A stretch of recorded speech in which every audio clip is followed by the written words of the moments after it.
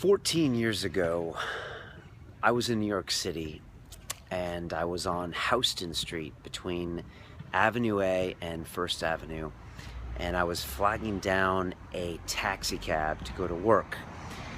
And I got into the cab, and I remember I was listening to one of the really early MP3 players, and so I wasn't really in tune to what was going on around me.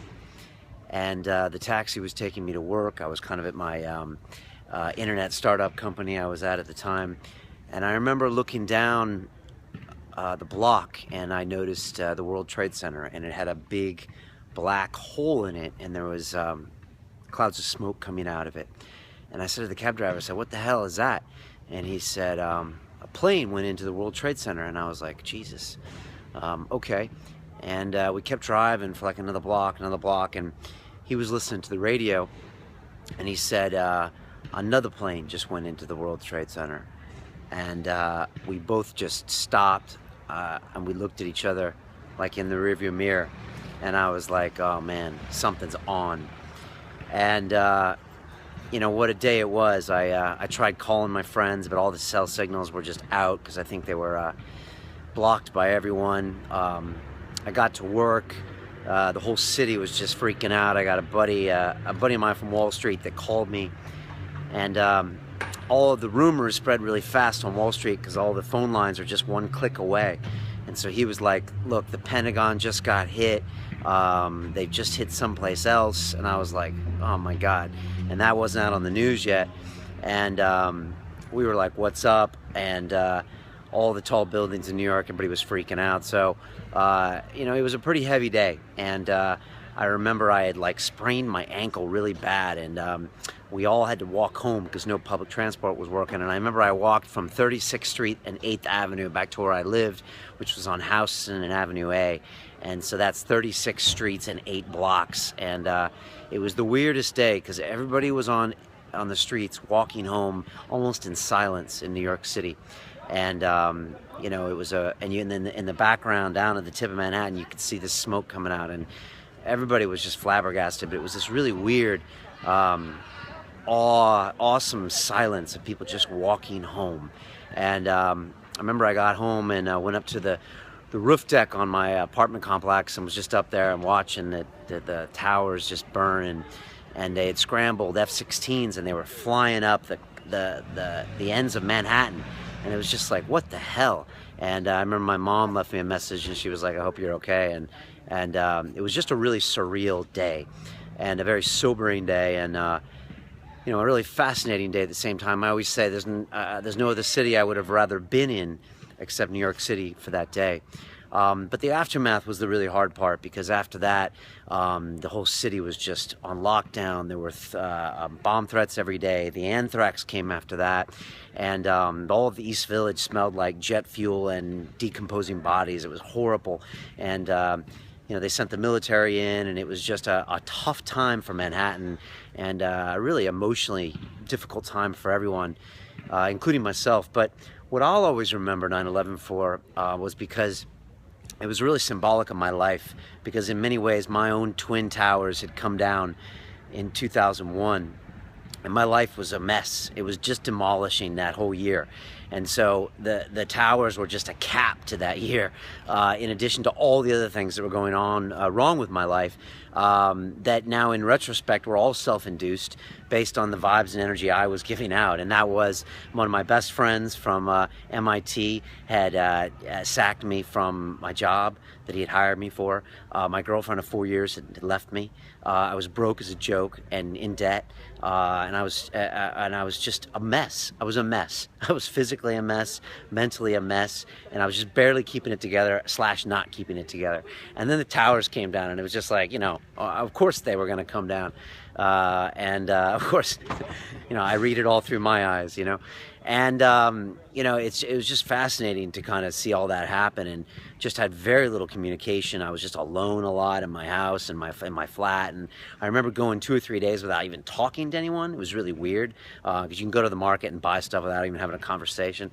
So it was a real low point in my life. And I remember I watched the movie Fight Club a lot that year and the year before. I must have watched it 200 times. And there's a line in there there where Ed Norton says, I'm a 30-year-old boy. And in retrospect, that's exactly what I was. I was a 30-year-old boy, and I just hadn't grown up yet, and I hadn't figured out who I was. And I came to London, in January of the following year, and I knew I had to get the hell out of New York City. I needed a paradigm shift and a location shift. Sometimes that'll do it. And I started rebuilding my life, and I just slowly started rebuilding each brick, and I really built myself back up from almost nothing. And it started with working here in London, and then my martial arts training, and that got me stronger, got me more confident. I was fighting, I was making money, I was having success, I could become more social, and then building up into the last 4 years, which is building London Real and building more community and just figure out who I am, and figuring out it's not all about me, and that the vibrations and what you get out of the world are what you put out and what you believe about yourself. And so I'm still on this journey. But the thing that 9/11 reminds me of is that it's never too late and it's never too dark.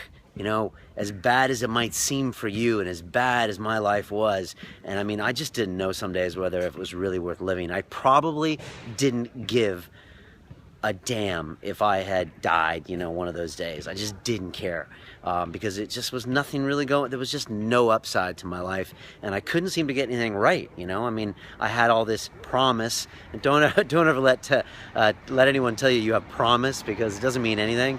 But I had all of these assets that should have led to something more, whether it's the MIT education or the Wall Street job or blah, blah, blah. But, I hadn't figured out myself. Until you figure out yourself, it's hard to get anything right because you're not giving out that vibration. And so bad things were happening to me, or I was having challenging times, however you want to look at it.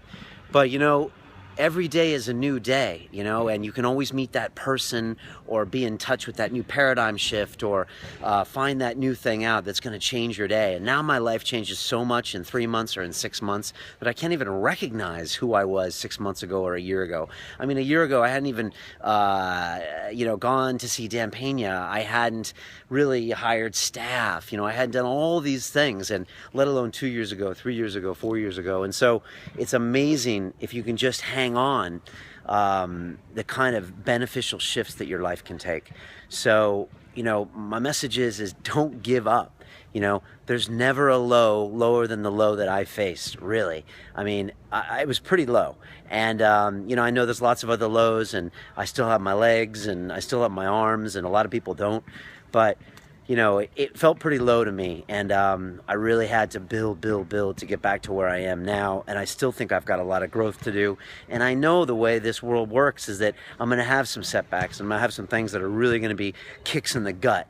But I know I can handle them because I can hope, and I know there's going to be another day, and I'm going to mess up, and things aren't always going to go great, but I know that I can overcome it. And when we have problems at London Real or problems in my personal life, although nothing compared to what I used to have, I always know, you might have not done great today, you weren't perfect, but you're smart, you can figure this out, we can do a paradigm shift, we can figure things out, and we can go a new way. So I always think there's good reason for hope. And, my friends from New York at the time, they don't even recognize me anymore. They're like, Brian, I can't believe this is you, because I'm such a different person from this shell of a human that I was back in 2001 with just absolutely nothing going well for me. And, in retrospect, it was just really the fact that I hadn't figured out myself, probably hadn't loved myself, and just hadn't really started getting in tune with everything around me. So that's 9/11 to me. I'll always remember that day, the tragedy it was, but also the rebuilding that happened to New York City, and the rebuilding that happened to me. So in some ways it was a great day because of those things that happened afterwards.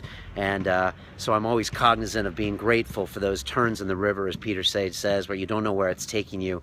But for me, it was a real important moment that I failed big that year, and that everything got screwed up because it was me that wasn't vibrating the right frequency, and it was my girlfriend and my best buddy and business and work and everything that was saying, Brian, stop doing this, stop behaving this way, let's try something else. And so I came to London, and London's always been an amazing place for me, and it's always been a place where I've resonated and vibed very well for business, for relationships, and for all of you at London Real that have made me what I am today, something I'm really proud of. And I'm proud of what we do, and I'm proud of all of you guys. So there you go. That's my look on 9/11. Much love to you, and always keep your head up. There's so many wonderful things in your future and our future, you know, and it's all about the people around you. Surround yourself with great people, change your game, and you know, become just a better version of yourself every day, and you'll look back, you know, in no time, and you'll just be like, wow, you'll be so proud of yourself. So that's it. Peace to you.